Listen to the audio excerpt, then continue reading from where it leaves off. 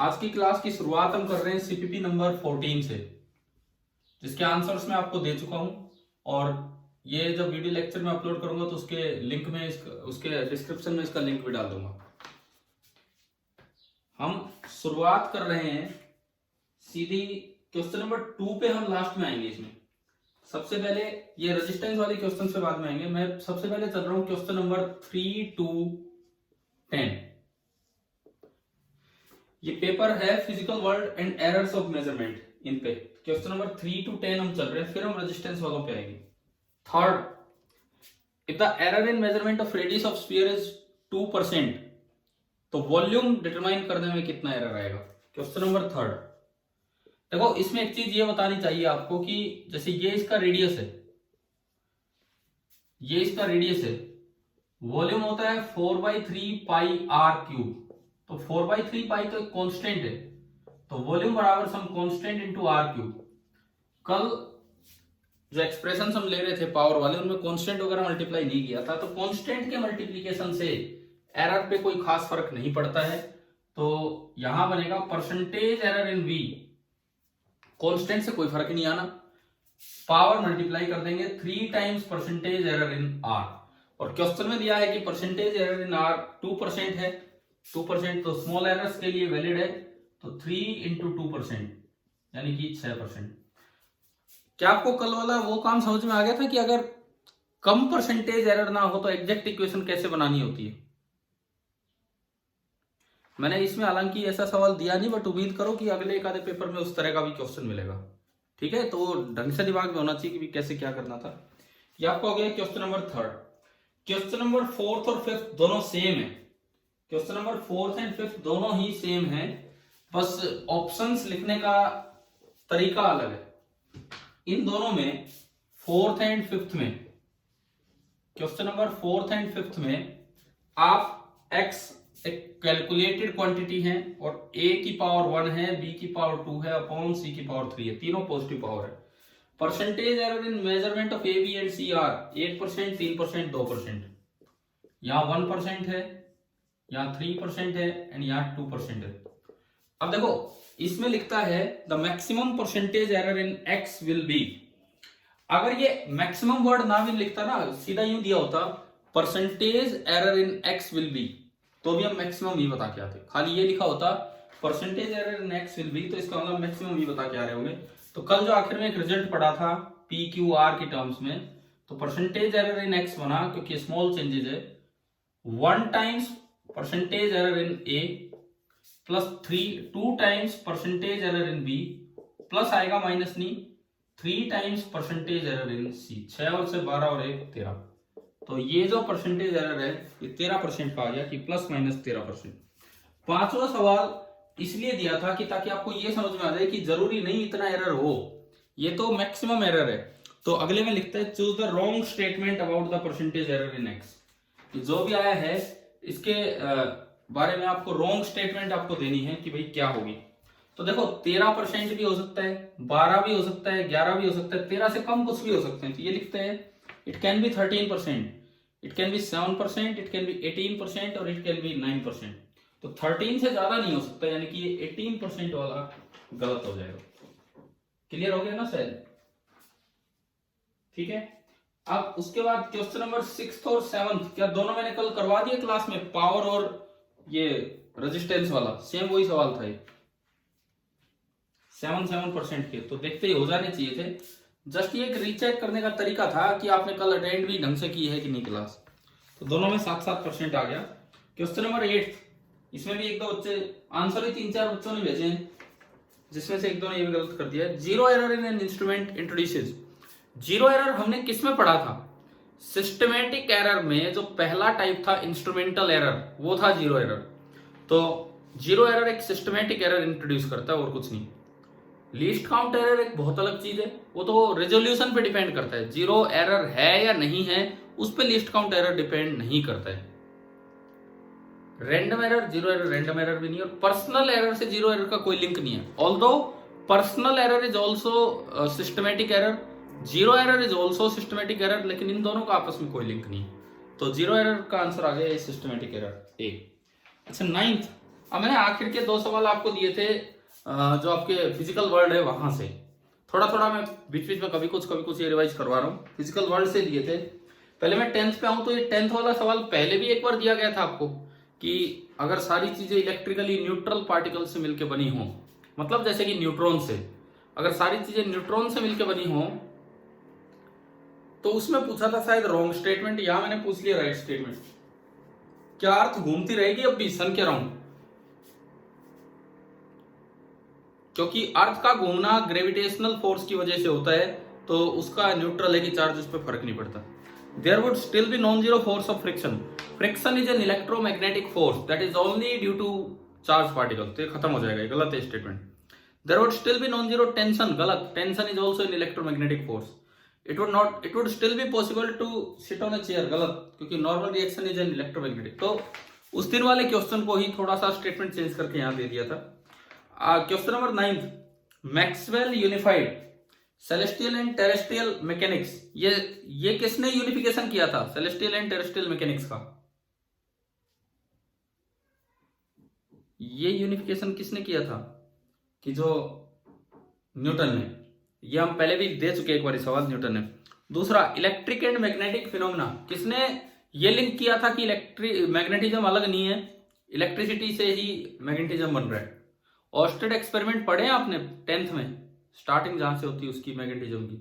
हाँ, तो Oersted and then Faraday, उन्होंने लिंक किया था इनको। इलेक्ट्रोमैग्नेटिज्म एंड ऑप्टिक्स को किसने लिंक किया था? कि एक बार इलेक्ट्रोमैग्नेटिज्म के लॉज को इकट्ठा किया, लिंक तो इलेक्ट्रिसिटी और मैग्नेटिज्म को ऑस्टेड फैराडे कर चुके थे, फिर इलेक्ट्रोमैग्नेटिज्म के लॉज निकाल के दिए मैक्सवेल ने, और वहां से उसने उसको ऑप्टिक्स से लिंक किया कि ऑप्टिक्स भी एक इलेक्ट्रोमैग्नेटिक वेव है। तो ये मैक्सवेल का काम है। सी, ये क्वेश्चन मैंने आपके एनसीईआरटी उस पैरा से ही बना के दिया था, और आपको फोटो भी शायद सेंड की थी मैंने कि किस तरह से ये चीजें लिंक है वहां से। ठीक है, क्वेश्चन नंबर 10th। ये कंफ्यूजन मत रखना, एक बच्चा सोच रहा था 9th का आंसर बी आएगा, बी नहीं, वही सी आएगा। बी के मैंने बता दी कौन कौन है जो लिंक करने वाले। तो 3 से लेके 10 तक ये तो आपका हो ही चुका है। क्वेश्चन नंबर 1, अब मैं पहले आता हूं क्वेश्चन नंबर 1 की तरफ। 1 में बोलता है कि 2 रेजिस्टेंस है, दोनों सीरीज में लगे हैं। वो गलती से मैं एक लाइन कॉपी की थी सेकंड क्वेश्चन से फर्स्ट में, सेकंड से फर्स्ट ये दोनों में एक साथ बना रहा था, तो एक जगह टाइप करके दूसरा कॉपी किया था। अब मैंने बाद में जो डाला है that is r dash is equal to r1 plus r2, ये फॉर्मूला है। तो अगर इसमें एरर डेल्टा r1 है, एब्सोल्यूट एरर, इसमें एरर डेल्टा r2 है, एब्सोल्यूट एरर, तो r डैश में एरर क्या होगा, ये हमें पता लगाना है कि r डैश में एरर क्या होगा। तो कल आपका जो पहला रूल था, error as a sum of difference ना, error in the sum or difference, जो कॉम्बिनेशन ऑफ एरर में पहला रूल था, तो ये तो उसी का तो केस है, 2 चीजों का सम, 2 मेजर्ड वैल्यूज का सम। तो अगर आप 2 मेजर्ड वैल्यूज का सम करते हो तो जो एब्सोल्यूट एरर इन z आएगा, इसको हमने z बोला था, that was the sum of absolute error in a plus absolute error in b। याद है कि नहीं ये पहला रूल कल वाला? तो ये आपका आंसर आ गया सी। लेकिन अब आता है इसमें एक बहुत अच्छा केस सेकंड, कि भाई सेकंड हम कैसे करें। 2 रेजिस्टेंस है पैरेलल में, मैंने कल भी जिक्र किया था कि हम डायरेक्ट ऑपरेशंस ले रहे हैं, लेकिन कुछ और नया आ जाए तो उसमें कैसे करना है, वो ये क्वेश्चन हमें सिखाता है। 2 resistors of resistances R1 and R2 are connected in parallel. The equivalent resistance is given by 1 by R dash is equal to 1 by R1 plus 1 by R2. The expression for finding the absolute error in the equivalent resistance of the combination is. अब ये कहता है कि यहाँ कैसे हम error निकालें, कि अगर इस तरह का कुछ काम आ जाए तो एरर कैसे निकालें। देखिए,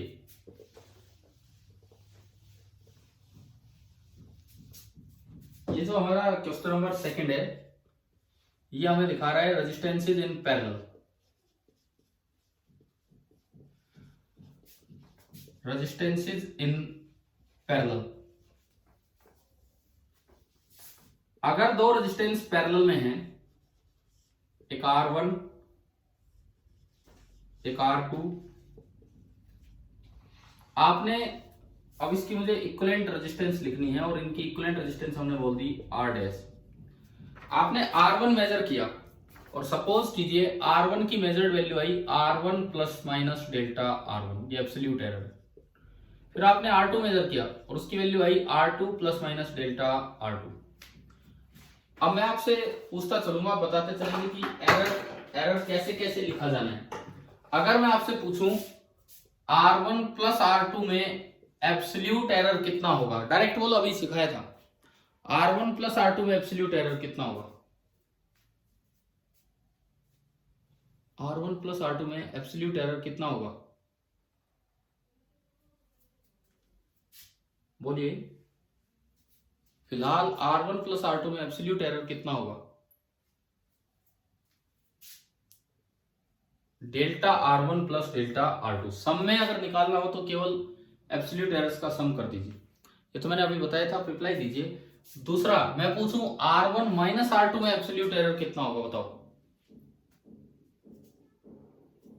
delta R1 plus delta R2। तीसरा अब मैं पूछूं कि R1 इंटू R2 में रिलेटिव एरर कितना होगा, R1 इंटू R2 में।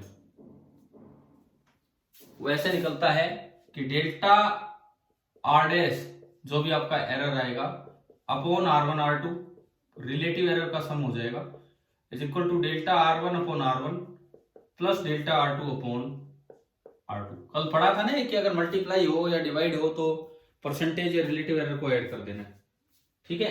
लेकिन अब ये सवाल थोड़ा अलग जा रहा है, इसमें इस तरह का कोई एक्सप्रेशन नहीं आ रहा। इसमें देखिए क्या सामने आया हमारे, इसमें एक्सप्रेशन बन रहा है कि 1 by R dash, calculated quantity R dash है, is equal to 1 by R1 plus 1 by R2। अगर आप इसको सिंप्लीफाई भी कर लें तो आर डैश आएगा R1 into R2 upon R1 plus R2। तो एक तरह से तीन चीजों का प्रोडक्ट और डिवीजन हो रहा है, R1 की पावर 1, R2 की power 1 and R1 plus R2 की पावर 1। तो हमने जो पढ़ा कल तक उसके अकॉर्डिंग यहां से अगर मैं देखूं तो परसेंटेज एरर इन R, यही फॉर्मूला था जब कुछ चीजें प्रोडक्ट में आती हैं। Percentage error in R this is same as percentage error in R1, power 1 है पीछे मल्टीप्लाई हुई, पावर 1 फिर दोबारा से यहां मल्टीप्लाई होगी, percentage error in R2 plus percentage error in R1 plus R2। ये हमारा एक्सप्रेशन आया। क्या ये यहां तक समझ में आ गया आपको, ये एक्सप्रेशन कैसे लिखा है? ठीक है। अब देखिए अगर मैं वैल्यूज पुट करूं, percentage error in R dash, तो delta R dash by R dash बराबर R1 में होगा, मैं इंटू 100 सबके काट दिए, समझ गए हो। परसेंटेज एरर में इंटू 100 होता है, वो मैंने सभी के कैंसिल आउट कर दिए तो सारे रिलेटिव एरर बन गए। तो ये आपका बना delta R1 by R1 plus delta R2 by R2 plus इसमें होगा रिलेटिव एरर कि इसका एरर R1 प्लस R2 का एरर अभी हमने थोड़ी देर पहले लिखा था, R1 प्लस R2 का एरर होगा delta R1 plus delta R2 divided by R1 plus R2, delta R1 by delta R2 divided by R1 plus R2। क्या ये यहां तक क्लियर हुआ? ठीक है। अब इसको आप कंटिन्यू करोगे, इसको आप कंटिन्यू करके और एक फॉर्मूला लेके आओगे, वही फॉर्मूला मैं आपको दूसरे तरीके से बता रहा हूं। मैंने एक शुरुआत की है कि आप इसमें किस तरह जा सकते थे, किस तरह आप जा सकते थे। इसको आप देखेंगे ये जाना इतना आसान है कि नहीं है। तो ऐसे केसेस में आपको क्या कर लेना होगा, आप इसको करना जरूर क्लास के बाद ट्राई, क्या होता है क्या नहीं होता है, कहां तक पहुंच पाते हो। ऐसे केसेस में आपको क्या कर लेना होगा, सबसे पहले दोनों साइड लॉग लीजिए। जब भी ये इस तरह की कोई चीज आए, या लॉग ना लो तो डिफरेंशिएशन कर दो, किसी भी तरीके से आप जा सकते हैं। जैसे सपोज ये आपकी इक्वेशन बनी R dash raise to power -1 is equal to R1 raise to power -1 plus R2 raise to power -1। इसको किसी भी वेरिएबल के रेस्पेक्ट में डिफरेंशिएट कर दो, किसी भी नए वेरिएबल के रेस्पेक्ट में। Differentiating both sides with respect to x, मैंने किसी भी एक्स के रेस्पेक्ट में डिफरेंशिएशन कर दिया, तो ये बना d by D x of R dash raise to power -1। इधर अलग अलग हो जाएगा, d by D x of R1 raise to power 1 plus d by D x of R2, ये सारी पावर -1। अब डिफरेंशिएशन करोगे पावर आगे आएगी, पावर में एक और कम होगा, और चेन रूल कहता है into D R dash by D x, क्योंकि यहां एक्स नहीं है ऊपर, जबकि यहां एक्स के रेस्पेक्ट में आप कर रहे हो। ये बनेगा -1, पावर में एक और कम, और into D R one by D x.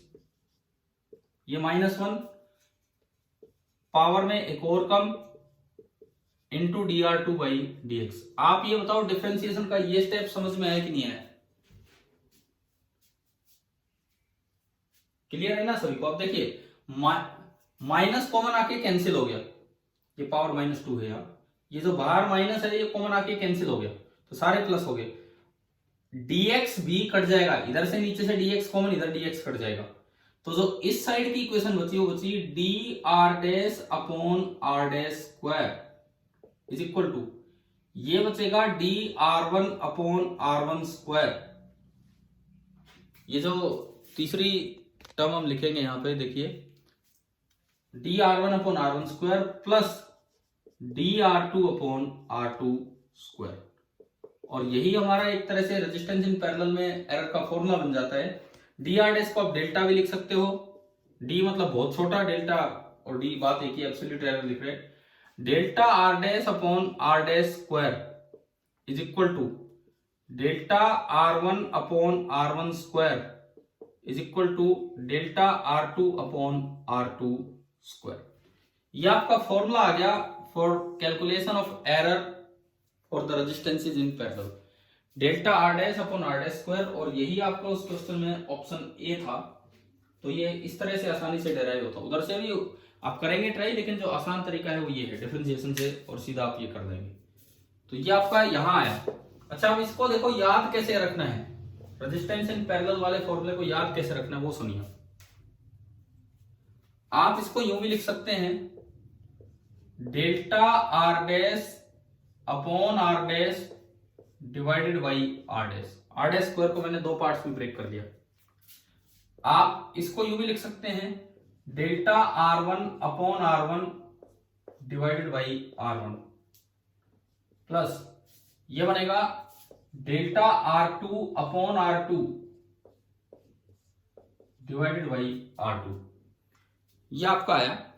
इसके बाद देखिए दोनों साइड मैंने 100 से मल्टीप्लाई कर दिया, तो ये बना delta R dash upon R dash into 100 और divided by R dash is equal to delta R one upon R one into 100 divided by R one plus delta R two upon R two into 100 divided by R two. ये जो ऊपर लिखे हैं सारे percentage changes हो गए, तो ये बना percentage change in R upon R मतलब R dash, percentage change in R one upon R one की value plus percentage change in R two upon R two. तो ये एक फॉर्मूला आ गया जो हमें याद रखने लायक है कि अगर रेजिस्टेंसेस पैरेलल में हो तो कैसे एरर कैलकुलेट किया जाएगा। अभी इसको ना एक क्वेश्चन की तरह हम लेके चलेंगे, अभी इसको एक क्वेश्चन की तरह हम लेके चलेंगे कि भाई किस तरह से ये चीज अप्लाई होगी। पहले बताओ ये फॉर्मूले समझ में आए, ये वाला और ये वाला सेम है दोनों। एक चीज ध्यान रखना, अभी तक ये फॉर्मूला नहीं आ रहा था, अगर चीजें प्रोडक्ट में हैं या डिवीजन में हैं, मल्टीप्लाई या डिवाइड हो रहे हैं, तो खाली ऊपर ऊपर का फॉर्मूला था डेल आर डैश बराबर del R one plus del R two. मतलब अगर केवल R one into R two होता, अगर केवल R one into R two होता तो हमारा फॉर्मूला ये बनता डेल आर डैश बराबर del R one plus del R two. लेकिन पैरेलल वाले में फॉर्मूला ये बना। जैसे अगर मैं एक क्वेश्चन पे जाऊं जो आपकी बुक में ही होना चाहिए,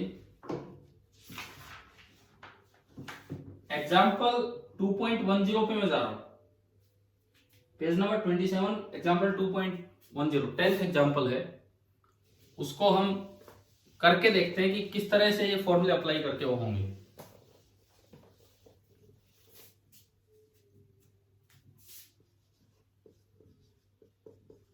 NCERT page number 27, example number 10।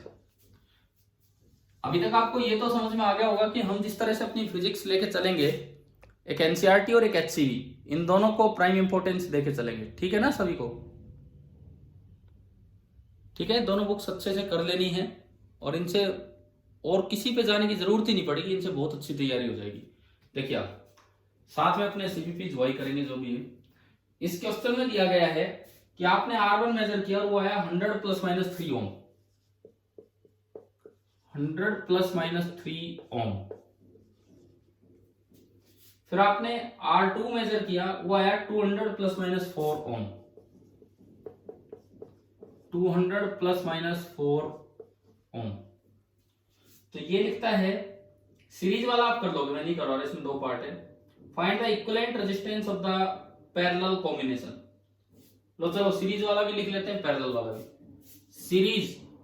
Series में आर इक्विवेलेंट बोलिए पहले कितना है? आर इक्विवेलेंट बोलो यहां से देख के।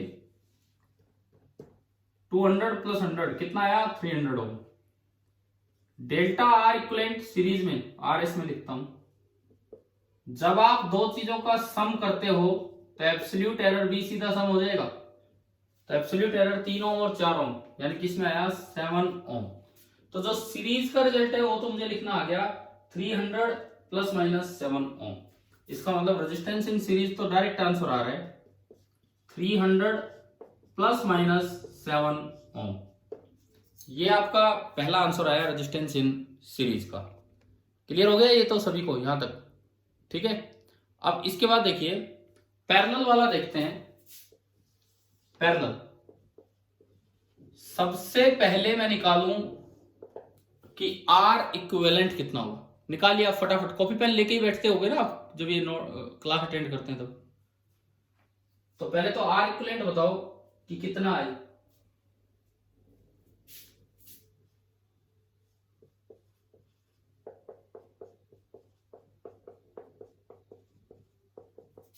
Are parallel R1 R2 upon R1 + R2। जब आप ये पुट करोगे 200 × 100 अपॉन 300, 200/3, 66.66 सेंटीमीटर।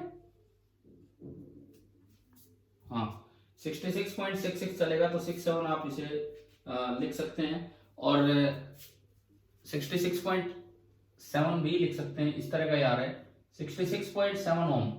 हाँ जी भाई, ये आ गया सभी का आर पैरेलल निकालना। ठीक है, अब बात यह है कि इसमें डेल्टा आर कैसे निकालें इस क्वेश्चन में। तो इसके लिए आपको फॉर्मूला पता होना चाहिए, कोई एग्जाम में देगा नहीं। हालांकि एनसीईआरटी ने अपने इस शॉर्ट एग्जाम्पल में क्वेश्चन में ही हिंट में फॉर्मूला दे दिया कि भाई ऐसे में ऐसे निकलता है, लेकिन आपको वैसे कहीं एग्जाम में क्वेश्चन आएगा तो देगा नहीं। तो आपको फॉर्मूला पता होना चाहिए कि percentage error in R dash upon R dash, percentage error in R1 upon R1 plus percentage error in R2 upon R2। अच्छा, आपको सारे एब्सोल्यूट एरर दिखा रखे हैं तो ये फॉर्मूला इस तरह से बनेगा, delta R dash upon R dash square is equal to delta R1 upon R1 square plus delta R2 upon R2 square. आपने ये वैल्यूज इसमें पुट की। डेल्टा आर डैश आप निकालना चाह रहे हो, आर डैश आपका है 66.7, उसका स्क्वायर, डेल्टा R1 3 अपॉन केवल 100 का स्क्वायर करना। ये ध्यान रखना कभी होल स्क्वायर कर दो, होल स्क्वायर नहीं है, केवल डिनोमिनेटर का स्क्वायर हो रहा है इसमें। क्लियर हो रहा है ना ये किस तरह से हम कैलकुलेट कर रहे हैं? ठीक है, और अगली चीज R2 में एरर है 4 और अपॉन 200 का स्क्वायर। तो एक इक्वेशन बन गई जहां से आपको डेल्टा आर डैश कैलकुलेट कर लेना है। और इसमें सॉल्व एग्जांपल में दिया है कि सोल्व करोगे तो 1.8 ओम आएगा। यहां से मैं मान रहा हूं कि delta R dash on solution will come out to be 1.8 ohm. तो जो आर पैरेलल निकल के आया वो आया 66.7 प्लस माइनस 1.8 और ये ओम। अब एनसीईआरटी के इस क्वेश्चन में उन्होंने तो ये फॉर्मूला क्वेश्चन के साथ दे दिया, भाई ये अप्लाई कर लो। बट कैसे आया ये फॉर्मूला क्योंकि और कहीं एग्जाम में आएगा तो ये फॉर्मूला कोई नहीं देगा आपको। तो कैसे आए ये हमारी समझ में आना चाहिए। तो अभी बताओ ये रेजिस्टेंस पैरेलल वाला केस या फिर कोई भी जनरल केस आ जाए एरर निकालने का, तो कैसे आपको डिफरेंशिएशन करके एरर तक पहुंचना है, क्या क्लियर हो गया है सभी को? वैसे जाओगे जो मैंने उधर मेथड छोड़ा था वो बड़ा बनेगा, आप डिफरेंशिएशन करके डीआर ही एरर होगा जो आपको उसमें निकालना है। ठीक है। अच्छा, अब इसके बाद देखो, अभी एरर्स पे मैं एक लास्ट क्वेश्चन यहां से ले रहा हूं एनसीईआरटी से ही, सोल्ड एग्जांपल जो एक बचा हुआ है, और ये क्वेश्चन डायरेक्ट जेईई मेंस में आया था कुछ साल पहले एज इट इज, और इसमें क्या गलती होती है वो भी आपको बताऊंगा, आप ध्यान से सीखना। अभी जो मैं ले रहा हूं पेज नंबर 27 का,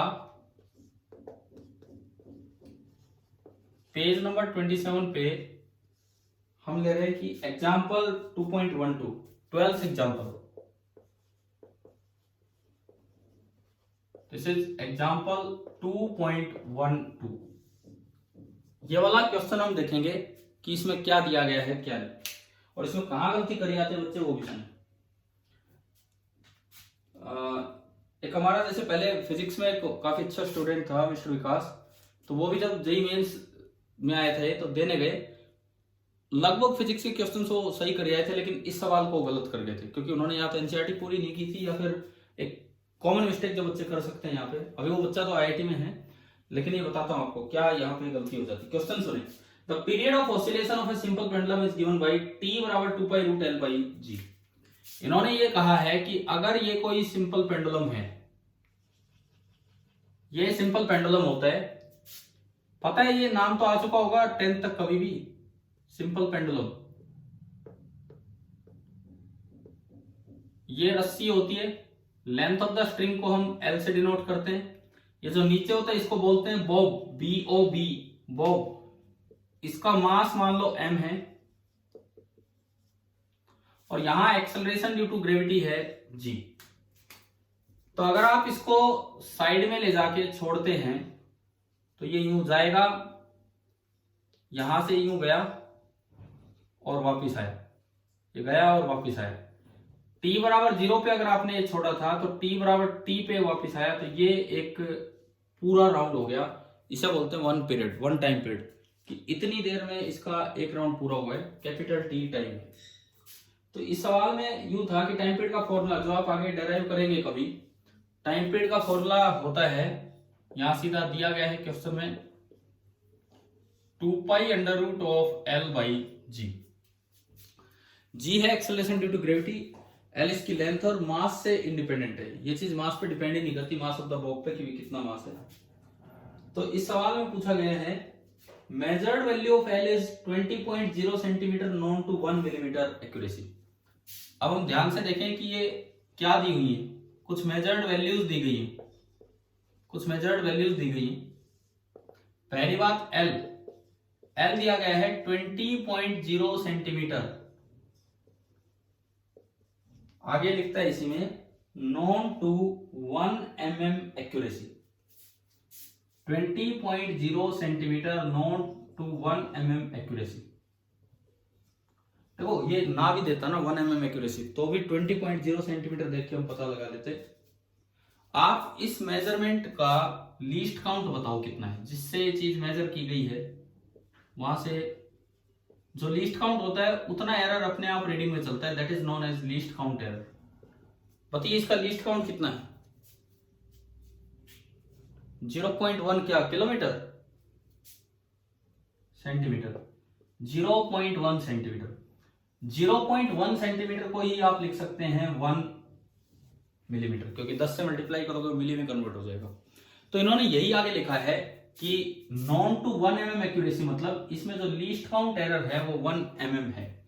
तो जब भी ये रीडिंग वाले क्वेश्चन आएंगे आप डायरेक्ट एरर लेंगे जो लीस्ट काउंट एरर होंगे वो। तो यहाँ पे लीस्ट काउंट एरर आपका निकल के आया 1 mm। क्या ये बताओ डायरेक्ट रीडिंग मेजर्ड वैल्यू देख के अगर कुछ और नहीं बता रखा एरर देखना आगे कैसे लिखना है, या फिर वो अलग से एक्यूरेसी देगा साइड में? ठीक है, उसके बाद सुनो और क्या मेजर्ड वैल्यू दी है। Time for 100 oscillations of the pendulum is found to be 90 second. Time for 100 oscillations of the pendulum is found to be 90 second. क्या मतलब, आप एक का टाइम मेजर नहीं करेंगे। एक दिन अगर आपको याद हो, मैंने कहा था रैंडम एरर को कम करने का एक तरीका होता है, आप एक का मेजर ना करके, एक तरीका तो है बार बार एक एक का करो और उनका मीन लो, एक तरीका है आप एक साथ 10-20 का करके और 10 से डिवाइड कर दो। बताया था कि नहीं ये चीज? ठीक है, तो यहां पे 100 ऑसिलेशंस का टाइम मेजर किया और वो निकल के आया, नहीं यहां लिखता है and time for 100 oscillations of the pendulum is found to be 90 second using a wrist watch of 1 second resolution. तो जो टाइम इन्होंने मेजर किया वो आया 90 second using a resolution of 1 second, using a resolution of 1 second. मतलब 1 second मतलब 90 के बाद अगला 91 आना था, 92 आना था। तो अब आप यहां बताओ, अब मुझे यहां बताओ कि इसमें टाइम मेजरमेंट में लीस्ट काउंट एरर कितना है? टाइम मेजरमेंट में लीस्ट काउंट एरर कितना है? बोलिए। रिजोल्यूशन देख के पता लगता है लीस्ट काउंट एरर। दोबारा बोलो, कितना बोल रहे हो? 1 सेकेंड। तो इस क्वेश्चन की अच्छी बात यह है कि लीस्ट काउंट एरर देख के हमें एब्सोल्यूट एरर बताना सिखा रहे हैं। हाँ ठीक है, ये 100 ऑसिलेशंस का है, लेकिन हमने जो मेजर किया उससे ये लीस्ट काउंट एरर आया। अब देखो सुनो, 100 ऑसिलेशंस का जो टाइम है मैं उसे 100t लिख सकता हूं। 100 ऑसिलेशंस का जो टाइम है मैं उसे 100t लिख सकता हूं, 100 इंटू कैपिटल टी। तो अगर मैं कैपिटल टी की बात करूं, कैपिटल टी की बात करूं तो क्या वो t बाई 100 हो गया कि नहीं? भाई ये टाइम 100 ऑसिलेशंस का है, तो एक ऑसिलेशन का टाइम हो जाएगा t by 100 is equal to 2 pi under root of l by G. बताओ ये आया समझ में यहां तक? ठीक है, अब ये लिखता है what is the accuracy in the determination of g।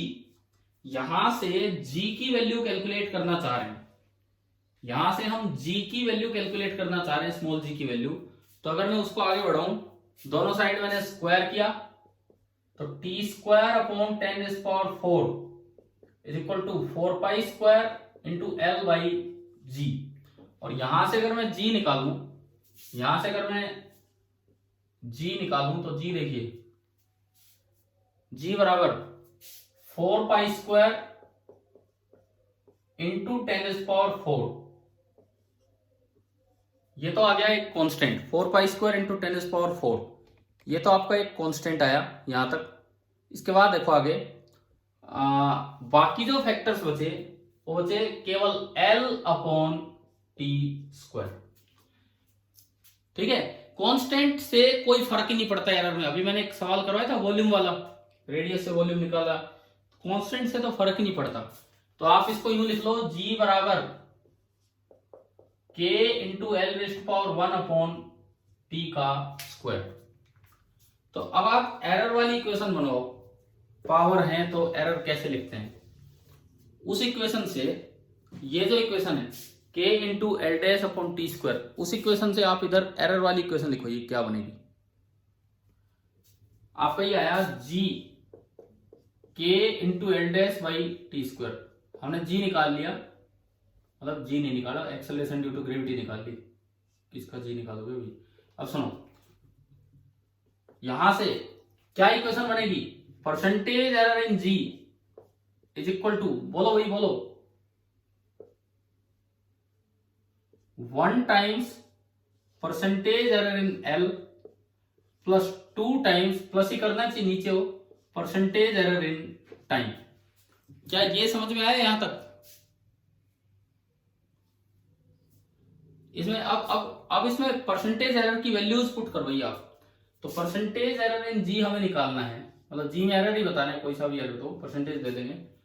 1 times percentage error in L का मतलब है error upon measured value into 100। Error बताओ, एल में कितना एरर है? एल में कितना एरर है? 0.1 सेंटीमीटर।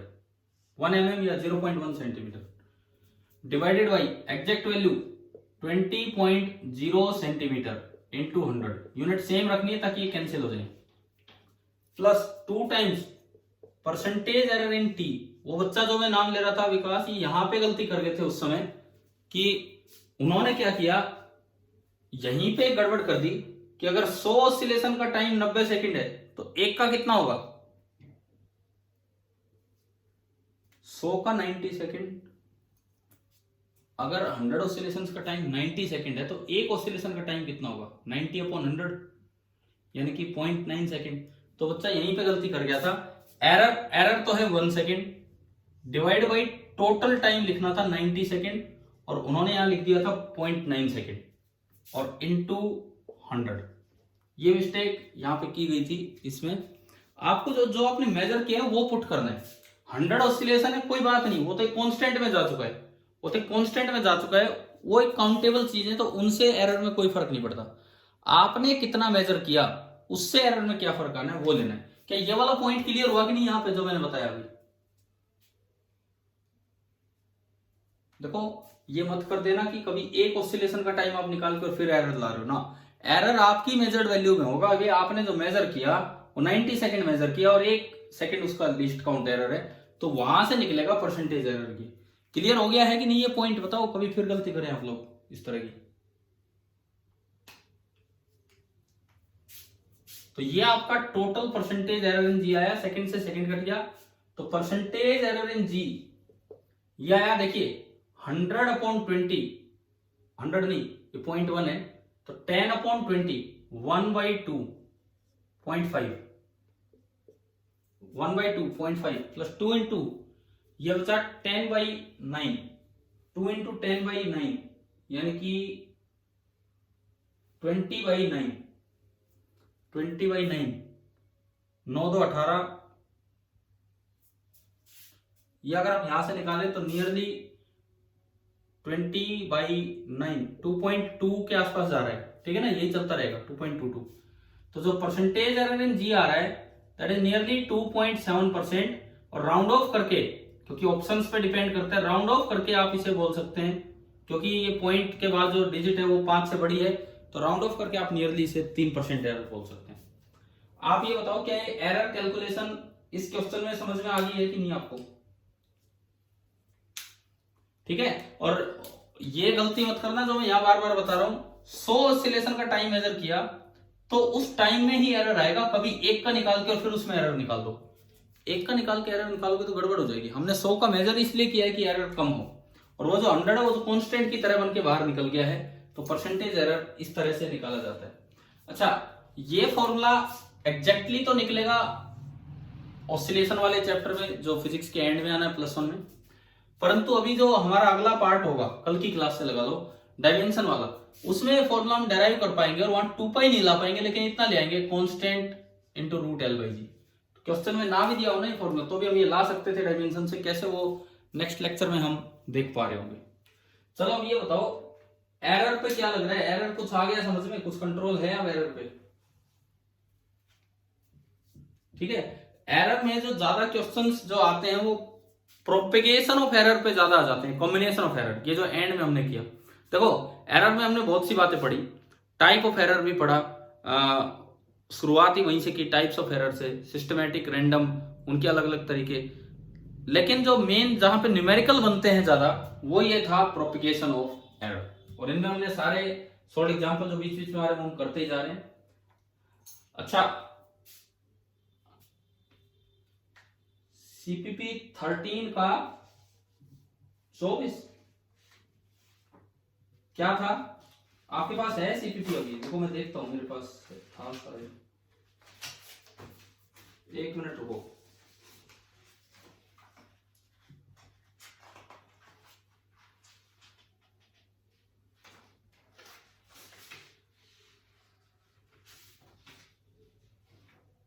अच्छा ये ठीक है मेरे पास पेपर है, देखिए CPP 24 का क्वेश्चन नंबर, CPP 13 का क्वेश्चन नंबर 24।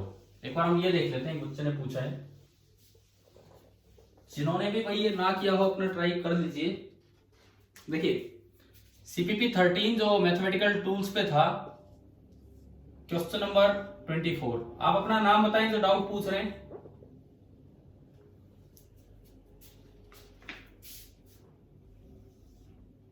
हाँ जी, जिसने डाउट पूछा एक और नाम बताएं यार। क्या? ठीक है। ये एक्स ये वाई, ये ग्राफ दिया गया है यूं, देन ये ग्राफ ऐसे जा रहा है। यहां ये ग्राफ 10 तक गया,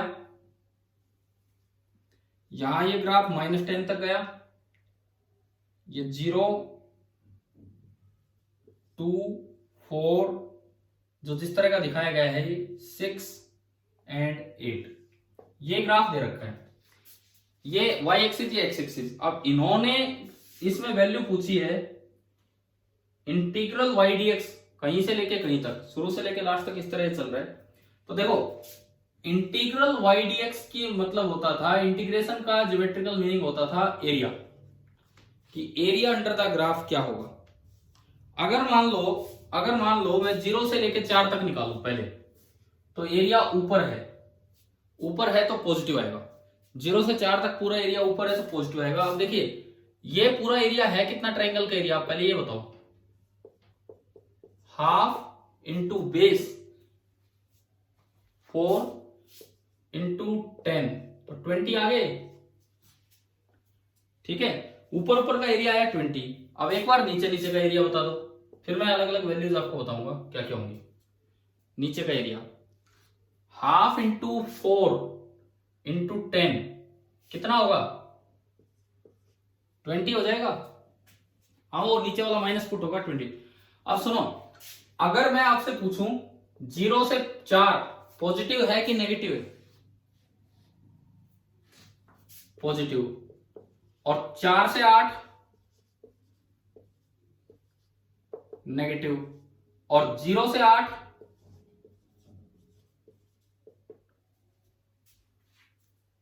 0। ये सारे जुड़ के कट गए ना, तो 0 से 8 की वैल्यू कितनी आएगी? 0 आएगी। तो एक बार ऐसे जो ऑप्शन है, पहले मैं उस पर आता हूं। सी ऑप्शन आपका गलत हो गया, क्योंकि ये कहता है कि 0 से लेके 4 तक इंटीग्रल y dx 0 से लेके 4, ये लिखता है लेस देन 0, जबकि आ रहा है पॉजिटिव ग्रेटर देन 0, तो ये गलत हो गया। ठीक है, डी ऑप्शन देखो, डी नहीं, पहले हम इस पे आते हैं बी पे। B option integral y dx 4 से 0, देखो इंटीग्रल y dx, हाँ ठीक है, 0 से 4 तो 20 है, 0 से 4 20 है। जब आप लिमिट इनवर्स करते हो, उल्टी करते हो, तो वैल्यू नेगेटिव हो जाती है। इसका मतलब इंटीग्रल y dx 4 से 0 जो होगा दैट विल बी -20। ठीक है, अगर इंटीग्रल y dx 4 to 8 -20 है, तो इसका मतलब इंटीग्रल y dx 8 to 4 कितना होगा? 8 to 4 20। Integral y dx 8 to 4 आपका हो जाएगा 20। तो अगर हम यहां देखें, अब बाकी ऑप्शंस पे आते हैं। बी और सी तो आ गया समझ में,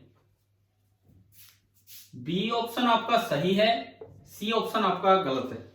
अब बाकी ऑप्शंस पे चलते हैं। A option integral y dx 5 से 3, 5 से 3 देखो यार, 5 एक आगे है और 3 एक पीछे, 5 एक आगे है और 3 एक पीछे, तो जितना एरिया पॉजिटिव बनेगा उतना ही एरिया क्या बन जाना है? नेगेटिव। तो इसलिए 3 से 5 पूछो, 5 से 3 पूछो, ये 0 आना है। समझ गए हो? चाहे 3 से 5 पूछो, 5 से 3, ये एरिया जितना पॉजिटिव उतना ही नेगेटिव है, तो ये कट के 0 आ जाएगा। तो इसका मतलब आपका ए ऑप्शन भी सही है, ए ऑप्शन सही है, बी सही है, सी गलत है। आपको पता होगा ना, आपके जेईई एडवांस में मल्टी करेक्ट आते हैं, नहीं पता तो मैं बता रहा हूं, तो ये आपको प्रैक्टिस होनी चाहिए कुछ इन चीजों की। आखिरी option integral y dx 2 to 8 is less then 0। Integral y dx, हाँ कितना दिखा आपको? ये 2 to ना 8 है, वही है, थोड़ा सा ढंग से आया नहीं उसमें। 2 to 8 है, आप कर लेना। तो 2 to 8 देखो, अब 2 से लेके 8 तक, तो ये बहुत ज्यादा तो नेगेटिव हो गया।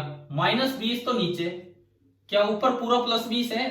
नहीं है, ऊपर तो आधा ही है ना, तो प्लस का तो 10 है और माइनस का 20, तो 10 - 20 आपका आ गया -10। अब बताओ ये डी भी सही हो गया, क्या ये क्लियर हुआ कि नहीं? ठीक है, ये इसमें ऊपर 8 था, अगर क्लियर नहीं था तो। और किसी को कोई डाउट हो इसमें? भाई नहीं किया हो तो जरूर करना है अटेम्प्ट।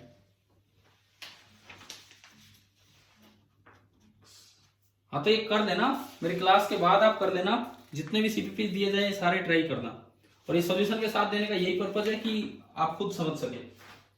अच्छा आप ये बताओ, मैं फिर से पूछता हूं, क्या एरर वाली बातें आपको समझ में आ गई है कि नहीं? एरर कितना है? ठीक है, अब इसमें जो अगला हमारा टॉपिक है डायमेंशंस, तो हम कल स्टार्ट करेंगे।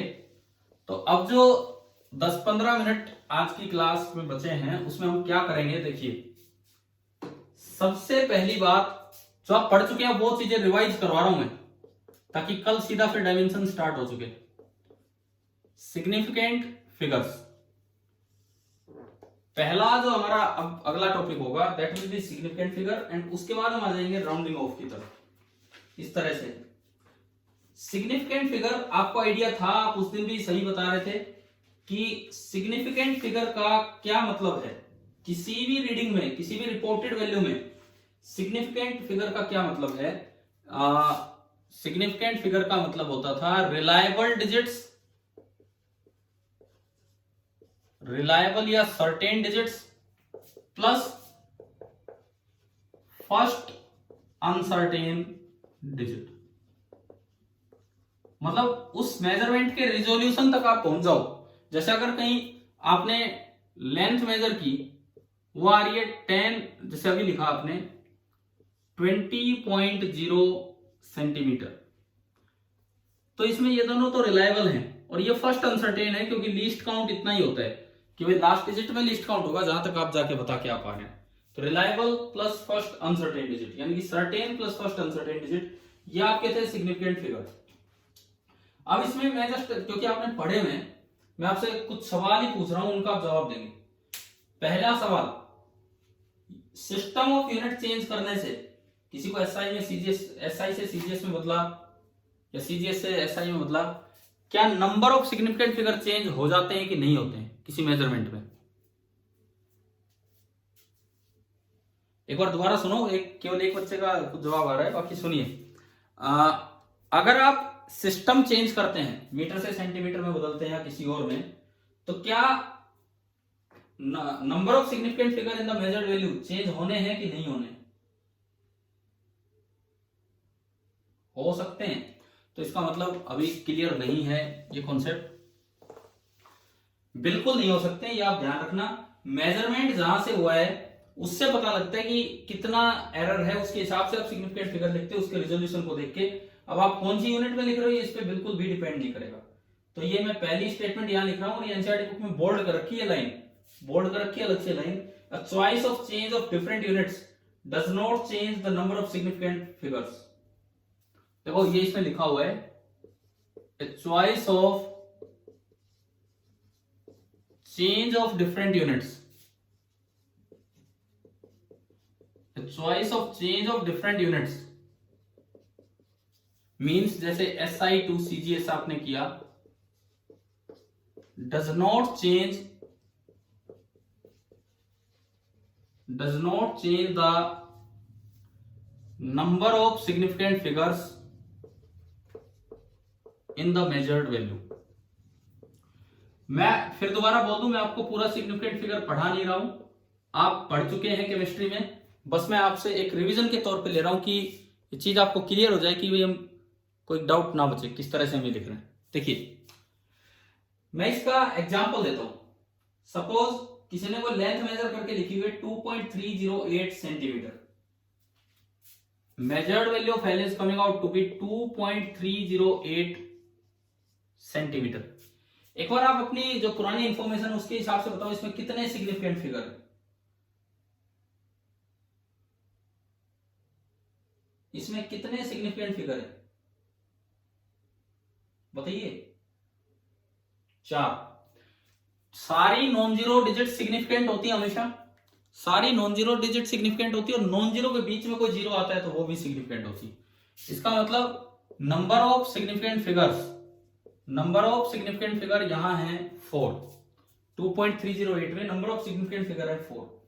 अब आपसे बोला जाए कि भाई इसको ना मीटर में कन्वर्ट करो, मीटर में, तो मीटर में क्या लिखा जाएगा, कितना मीटर हो गया, 100 से डिवाइड करें, मीटर में कन्वर्ट किया हमने, 100 से डिवाइड किया तो ये बन गया 0.02308 सेंटीमीटर। अब बताओ इसमें कितने सिग्निफिकेंट फिगर, 4 ही हैं। ये आपने पढ़ा होगा ना कि शुरुआती जीरो इनसिग्निफिकेंट होती, पढ़ रखा है ये। तो यहां भी नंबर ऑफ सिग्निफिकेंट फिगर हैं 4, आपने इसको सेंटीमीटर नहीं मीटर में कन्वर्ट कर लिया, नंबर ऑफ सिग्निफिकेंट फिगर अभी भी 4 ही। मान लो मैं कहूं कि इसको माइक्रोमीटर में कन्वर्ट करो, कितने माइक्रोमीटर हो गया, अरे आप बताओ, जो भी होगा, नहीं माइक्रोमीटर में कितना होगा ये,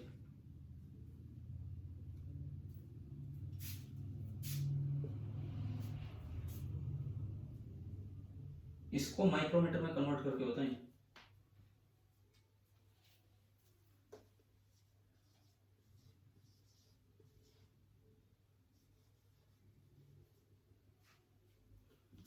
टू 3080 माइक्रोमीटर। यार आपने इतना टाइम लगा दिया इसको कन्वर्ट करने में। माइक्रोमीटर होता है 10⁻⁻6 मीटर, तो ये 10⁻⁻2 तो था ही, आपको 10⁻⁻6 बनाना है तो 10⁻4 से मल्टीप्लाई कर दो, डिवाइड कर दो, तो मल्टीप्लाई किया हो तो इसके साथ आ गया और डिवाइड किया हो। मैं एक चीज यहीं से रूल से आपको सिखाऊंगा, वही रिवाइज करा रहा हूं। माइक्रोमीटर में क्या हुआ ये समझ में आया कि नहीं आया, क्योंकि इसमें 10⁻⁻6 लगाओगे तो यही आ जाएगा, इतना माइक्रोमीटर। अब बताओ इसमें कितने सिग्निफिकेंट फिगर हैं, इसमें काउंट करके बताओ। क्यों 1 2 3 4 5, 5 होगी डिजिट तो, या आखिरी काउंट होगा कि नहीं होगा, हाँ या नहीं होगा ना, इट मींस अभी भी नंबर ऑफ सिग्निफिकेंट फिगर्स कितने हैं, 4 हैं। ये यहीं से तो ये रूल बनाए गए, ये जो आपने रूल पढ़ रखा है कि डेसिमल नहीं आया तो आखिरी ट्रेलिंग जीरो काउंट नहीं होगा, ये रूल यहीं से तो बनाए गए कि इस चीज को ध्यान में रखते हुए कि यूनिट सिस्टम चेंज करने से number of significant figure change नहीं होने चाहिए, नहीं तो 5 हो जाते अगर वो रूल ना देते तो ये इसीलिए बोला जाता है कि जब भी कभी सिस्टम ऑफ यूनिट चेंज करो तो बेटर है कि आप 10 की पावर में लिखते चलो और वो वैल्यू सेम ले लो, ताकि आपको कंफ्यूजन ही ना रहे कि कभी सिग्निफिकेंट फिगर तो ना बिगड़ गए। देखो इसीलिए अगर ये कहे कि इसको क्या क्या क्या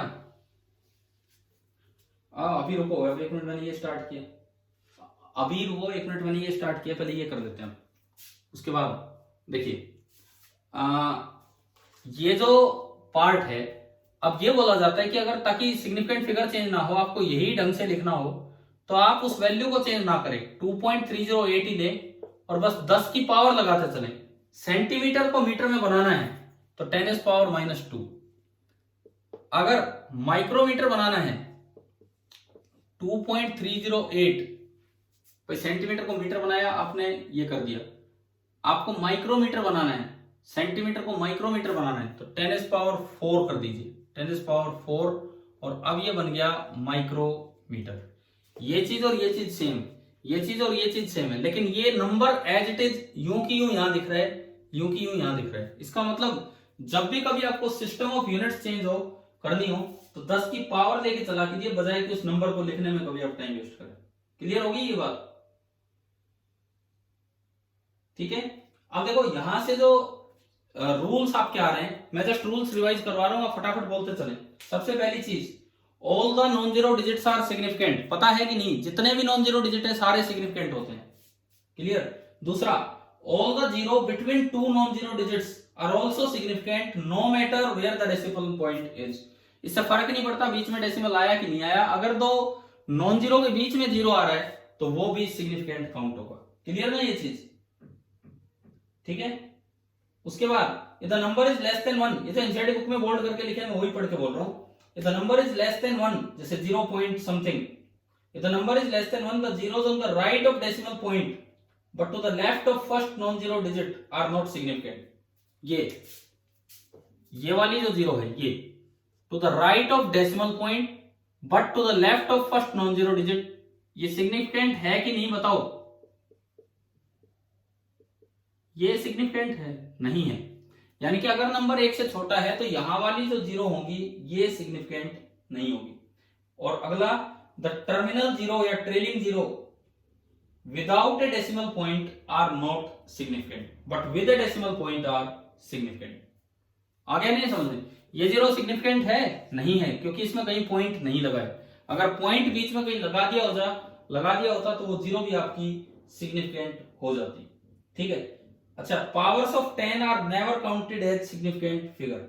इसीलिए मैंने कहा था कि इसको कन्वर्ट करके लिखो तो 10 की पावर में लिखा करो, क्योंकि पावर अगर आएगी 10 में तो वो सिग्निफिकेंट फिगर में काउंट नहीं होगी। क्लियर हो गया ये सही? ठीक है। अब आप ये बताओ, एग्जैक्ट नंबर जो होते हैं उसमें कितने सिग्निफिकेंट फिगर होते हैं? एग्जैक्ट नंबर्स में,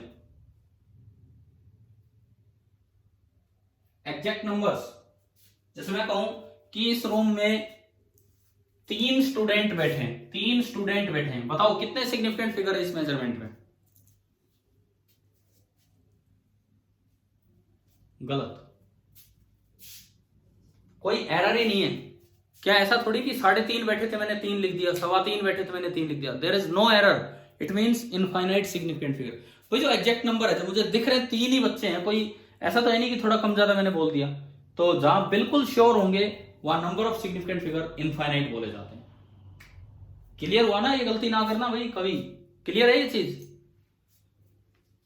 आपको अगर कहीं ये मेजर करके या काउंट करके ये रखा हो कि number of students in the class 42, तो इसमें कितने सिग्निफिकेंट फिगर है बताओ?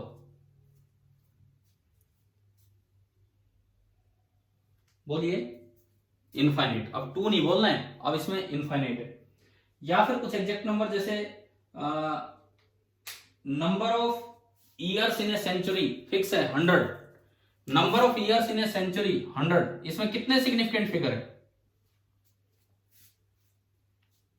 ये फिर वही गलती, फिर मैं क्या सिखा रहा हूं?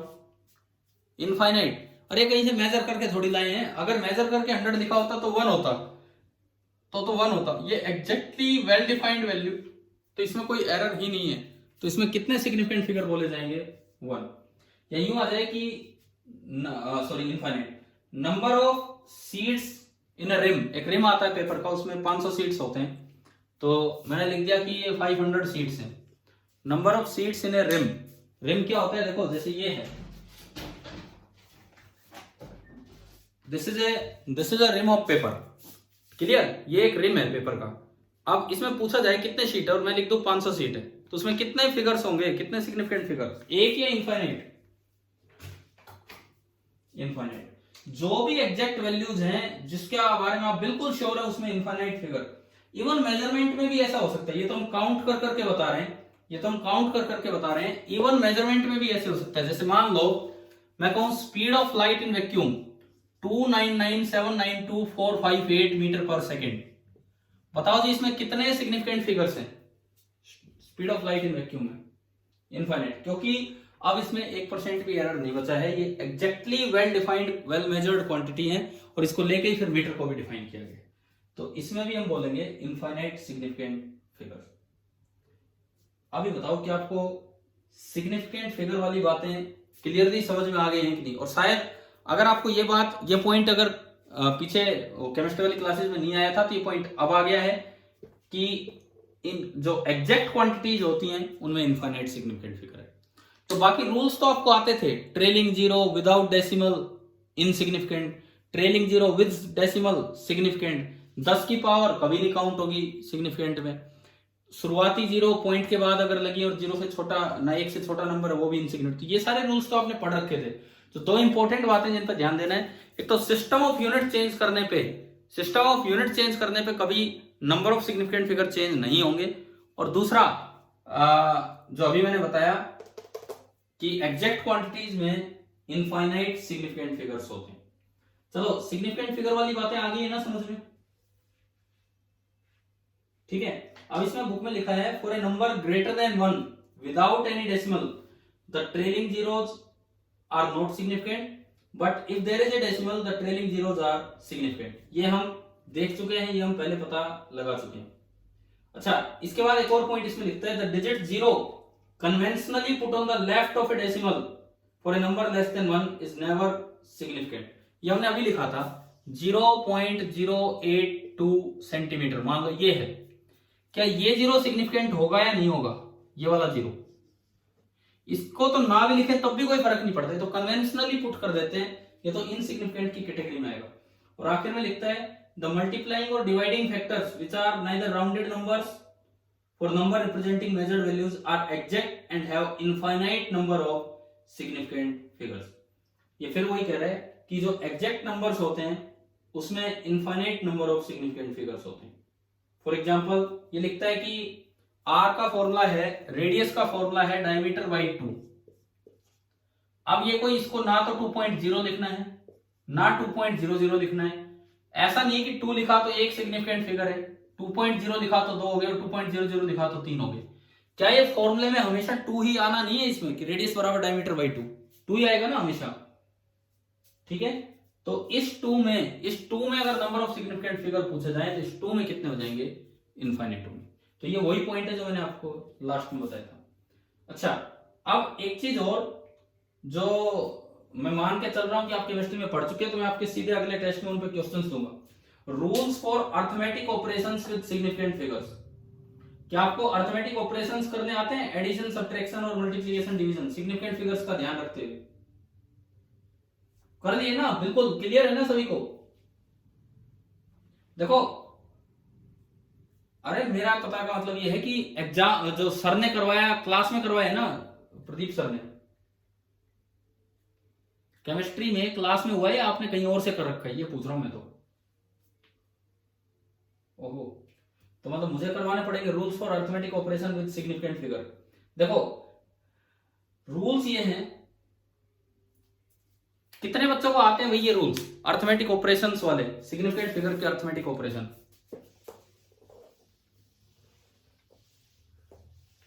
चलो ठीक है, इस पे ना मैं एक फिर से कल एक सीपीपी आपको दूंगा एक टेस्ट के तौर पे, जिसमें significant figure, rounding off and rules, इन पे क्वेश्चंस होंगे. और वो मैं आपसे पूछ रहा हूँ, मतलब क्लास से पहले मैं आपको दे चुका हूँ और फिर क्लास में उसके डिस्कशन में ये रूल्स दोबारा डिस्कस कर लेंगे. अब आप एक बार ये बताओ भाई, कौन सा क्वेश्चन बता रहे थे आप? कौन सा क्वेश्चन पूछ रहे थे उसका? उस पेपर का कौन सा question?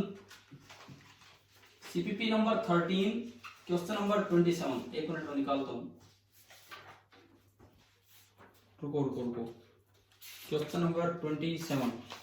If fx is equal to sin square x minus cos square x, then the value of f dash pi by 6.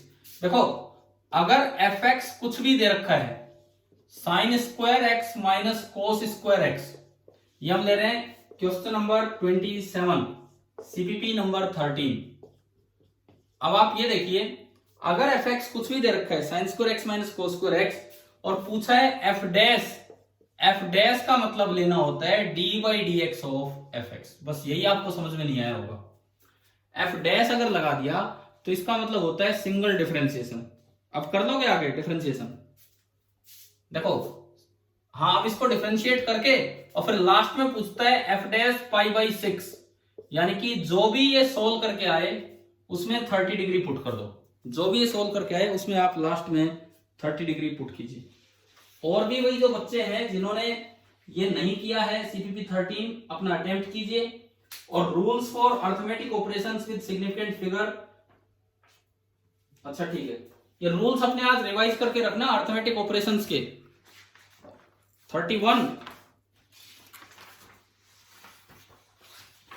देखिए, the radius R of a cylinder increases with time at a constant rate of 2 metre per second.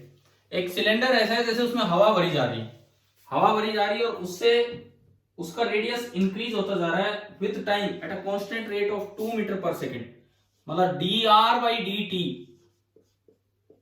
That is 2 metre per second.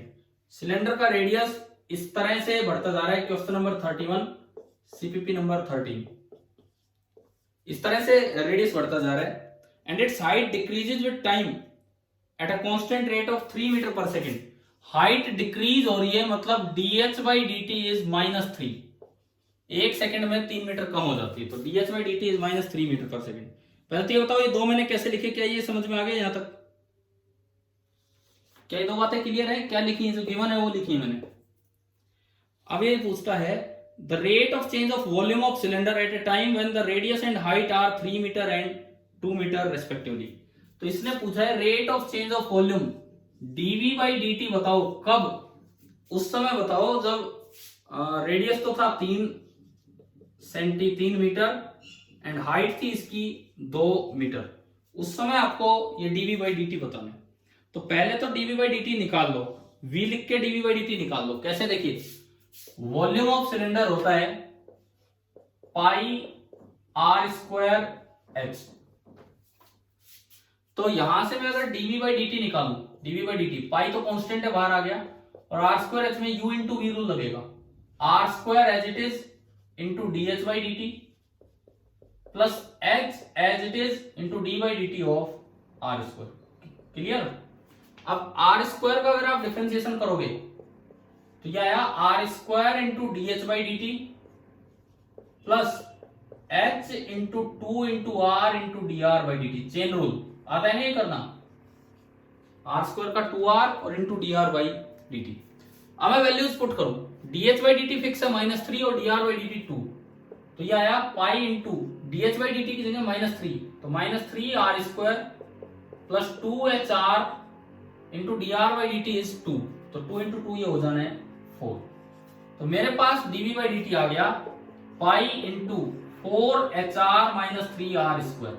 अब ये देखो आपको dv by dt कब चाहिए, जब r 3 है और h 2 है, तो उसमें आप r की जगह 3 रख दो और h की जगह 2, तो pi into 3 into 2 6, 6 into 4 24 minus 3 into r का स्क्वायर हो गया 9, 9 इंटू 3 27, तो यह आया -3 पाई, और यूनिट वॉल्यूम की मीटर क्यूब और टाइम की सेकंड। चलिए अभी बताओ ये समझ में आ गया?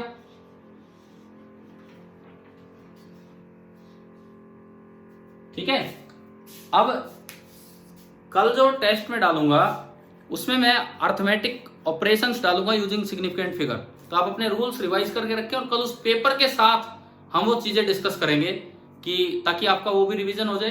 कल टाइम मिला तो कल थोड़ा सा यूनिट एंड डायमेंशन, जो डायमेंशन वाला पार्ट है, कल लास्ट के आधे घंटे में हम वो स्टार्ट कर लेंगे। पेपर के साथ हम ये सिग्निफिकेंट फिगर रिवाइज कर रहे होंगे। ठीक है, चलिए ओके बाय।